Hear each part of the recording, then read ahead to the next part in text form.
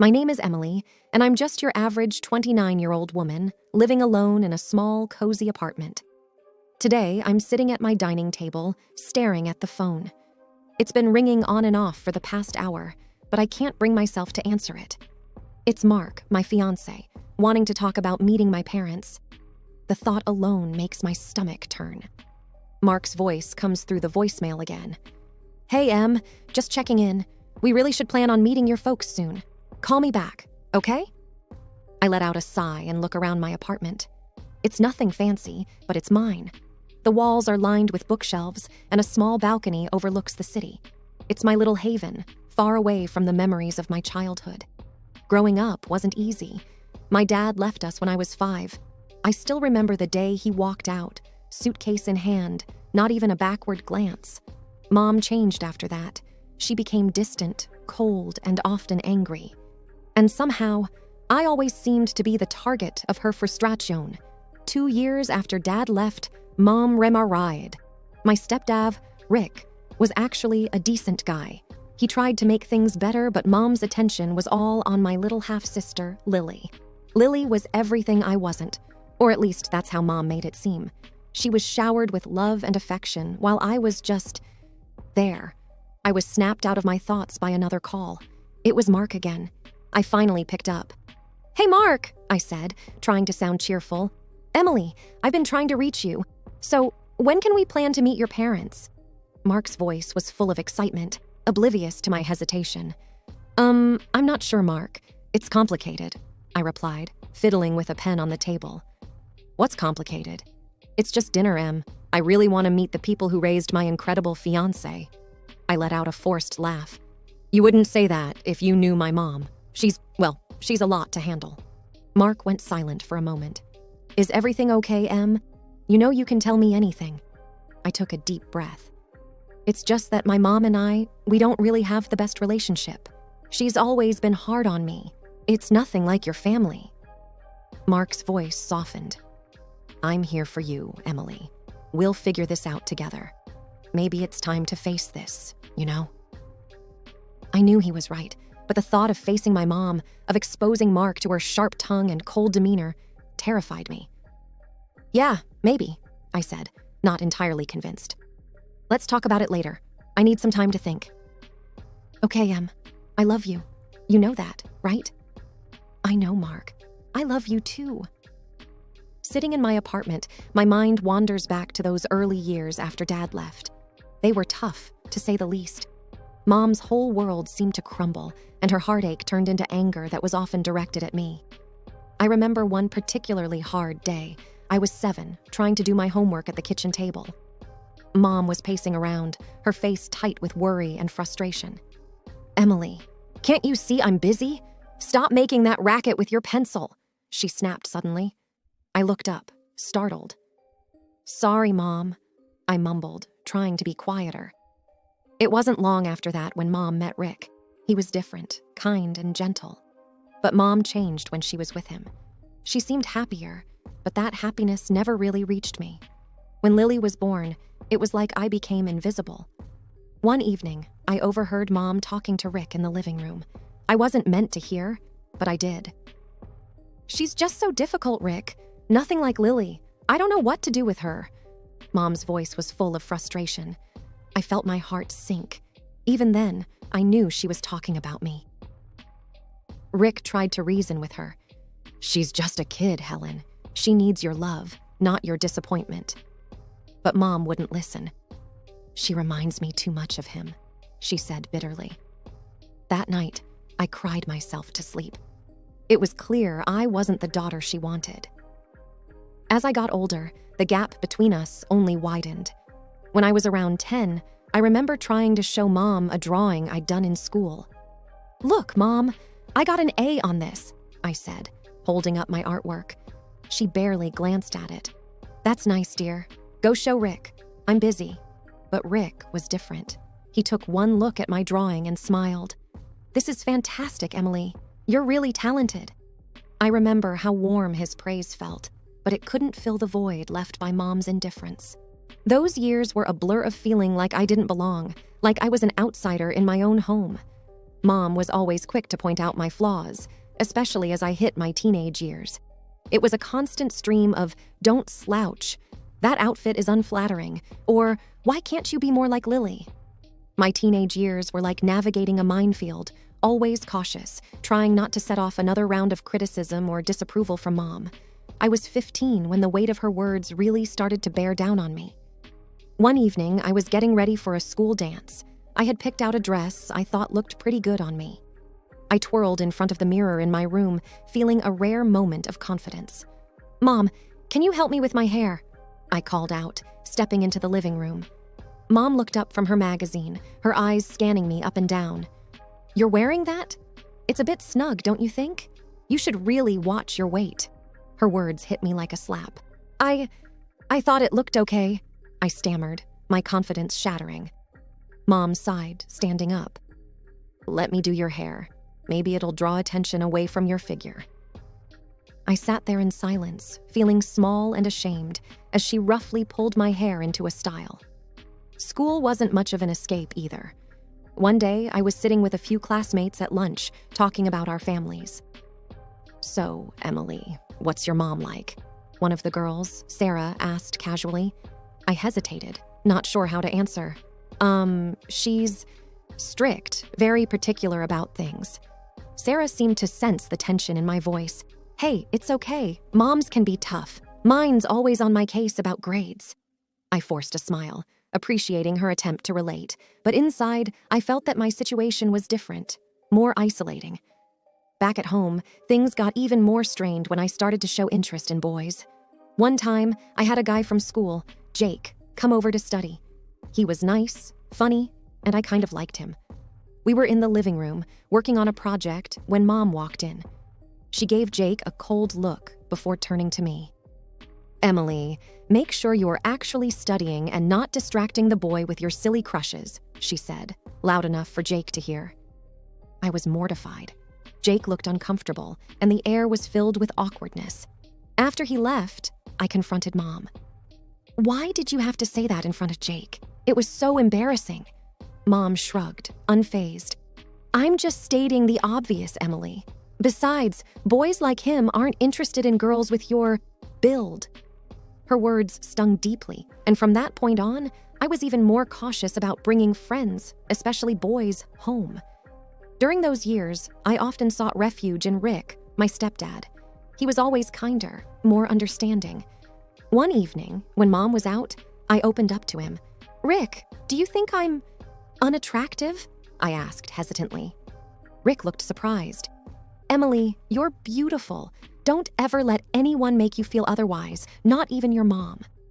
By the time I hit my early 20s, my experiences with Mom had left a deep imprint on my confidence, especially when it came to relationships. I was always second-guessing myself, wondering if I was good enough. I remember dating a guy named Alex during college. He was sweet and seemed to genuinely like me. One day, I decided to introduce him to my family, despite my reservations about Mom. We were having dinner at my parents' house.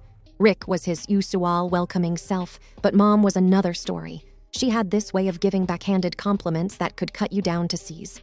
"So Alex, what are you studying?" Mom asked, passing the salad. "Engineering," Alex replied, smiling. "I'm hoping to get into renewable energy projects after graduation." "That's ambitious.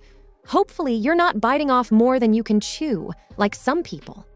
Mom glanced at me as she said this, an obvious jab at my past academic struggles. I felt my face heat up with embarrassment. Alex seemed to sense the tension, but tried to keep the conversation light. The evening went downhill from there.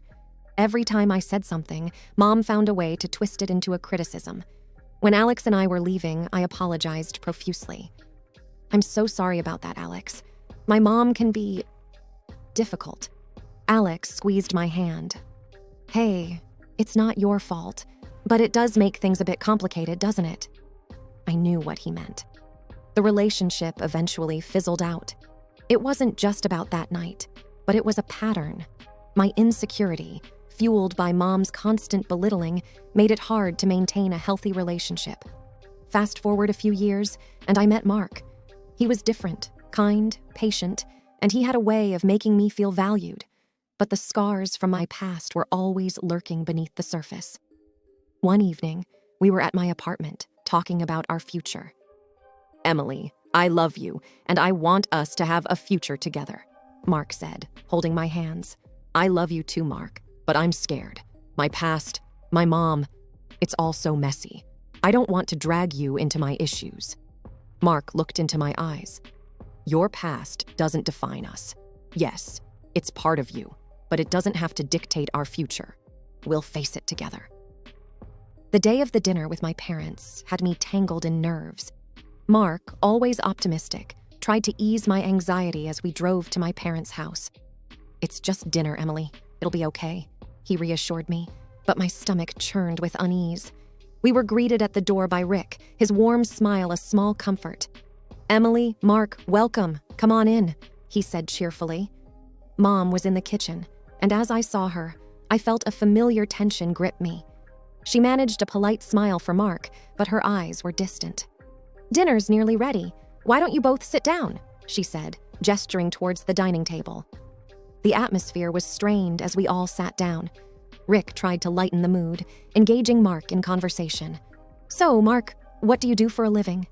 Mark, unaware of the undercurrents, answered cheerfully.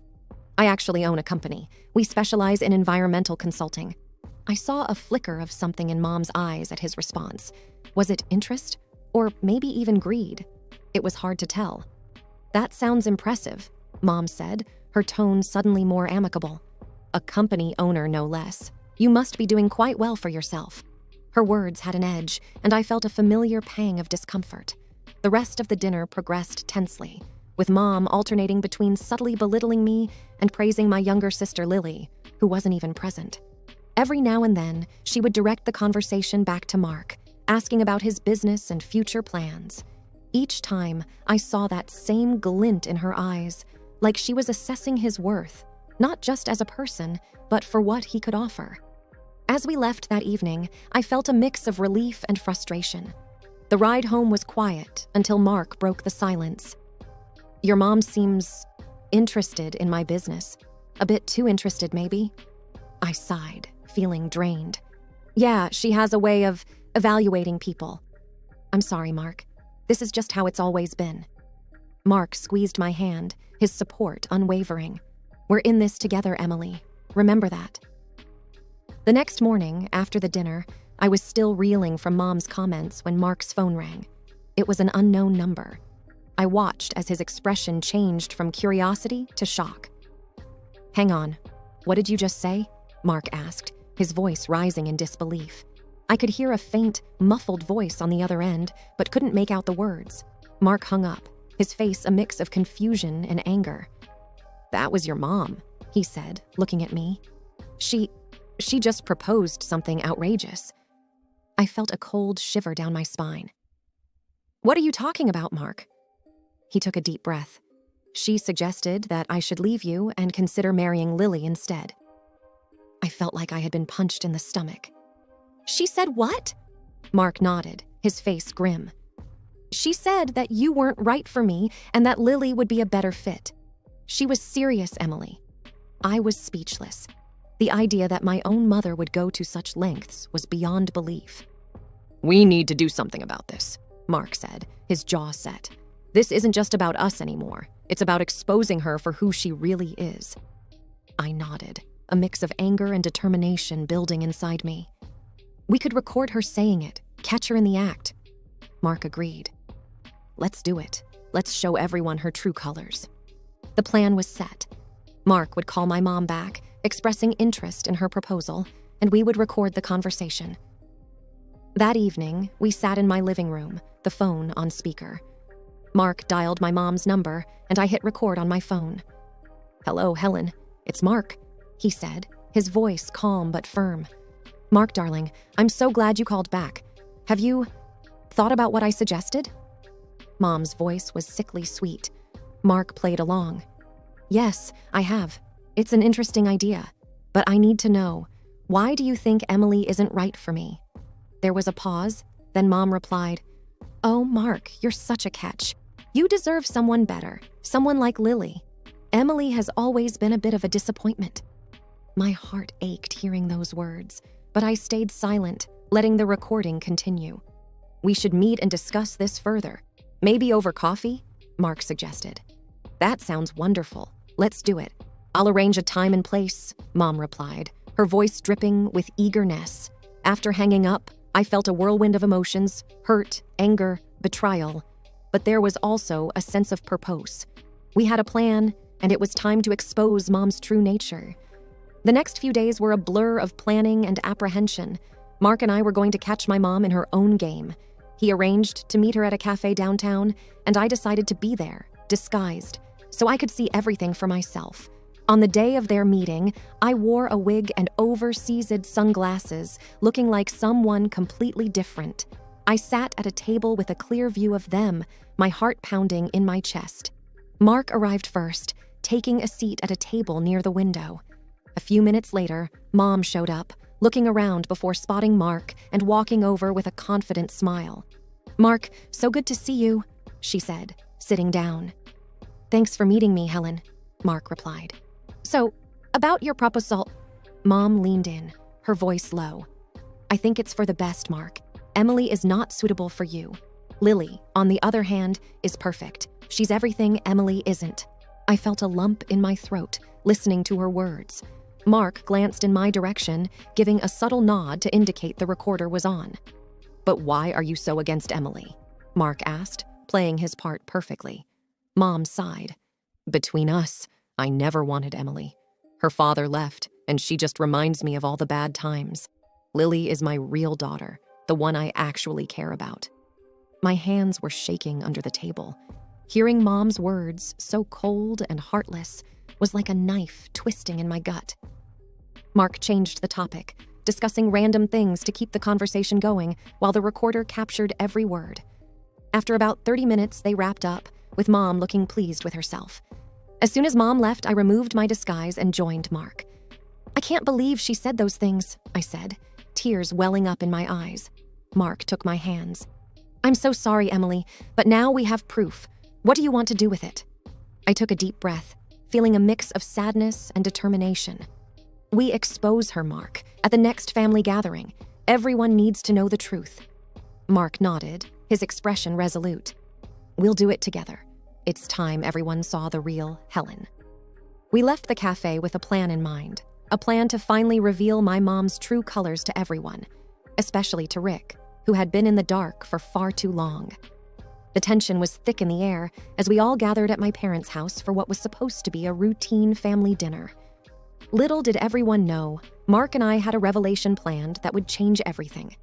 As we sat down to eat, my mom, with a triumphant look in her eyes, couldn't hold back. "Emily, I have some news. Mark has seen the light. He's left you and is now interested in your sister, Lily." Lily's smile broadened across her face, a mirror image of Mom's smug expression. Rick, sitting beside them, looked absolutely shocked, his fork halfway to his mouth. "What are you talking about, Helen?" Rick asked, his voice filled with disbelief. Before Mom could elaborate, Mark caught my eye and winked subtly. It was our cue. I reached into my purse, pulled out my phone, and pressed play. The room fell silent as the recording of Mom's conversation with Mark filled the air. "I never wanted Emily. Her father left, and she just reminds me of all the bad times. Lily is my real daughter, the one I actually care about." As the recording continued, Mom's face turned pale, her eyes widening in shock. Rick looked at her, disbelief etched on his face. What is this, Emily?" Rick stammered, his voice filled with hurt. I looked directly at Mom. "That's you, talking to Mark, telling him to leave me for Lily, telling him how little you think of me." Mom tried to interrupt. "Emily, this is nonsense. You're just trying to..." "No, Mom," I cut her off, my voice steady despite the turmoil inside. "For once, you're going to listen. I only married Rick out of desperation. If I hadn't had Emily, I could have found someone richer, smarter, more promising. She's always been a burden." As the recording ended, the room was heavy with silence. Rick turned to Mom, his expression a mixture of anger and heartbreak. "Helen, is this true? Did you really say these things?" Rick asked, his voice trembling. Mom was at a loss for words, her usual composure shattered. Rick stood up, pushing his chair back. I can't believe this. All these years, I had no idea. He looked at me, his eyes full of sorrow.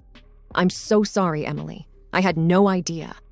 Mom finally found her voice, but it was weak, defensive. Rick, I didn't mean it. It was just talk. But Rick wasn't having it. No, Helen, this is unforgivable. I need to think about all of this. He left the room quickly, leaving a heavy silence behind. Mom broke down, sobbing, her usual composed demeanor shattered. Lily sat frozen, her eyes darting between Mom and the door where Rick had exited. Mark took my hand, giving it a reassuring squeeze. You did the right thing, Emily. I nodded, feeling a mix of relief and sadness. It's over. It's finally over. In the following weeks, Rick filed for divorce. I didn't speak to Mom or Lily again. It was painful, but it was a necessary closure. Mark and I got married in a small ceremony. Rick was there, smiling through his tears. He was the only family I needed. As I stood there with Mark, I realized that I was finally free from the shadows of my past. I had found love, not just with Mark, but within myself. For the first time in my life, I felt truly happy and at peace.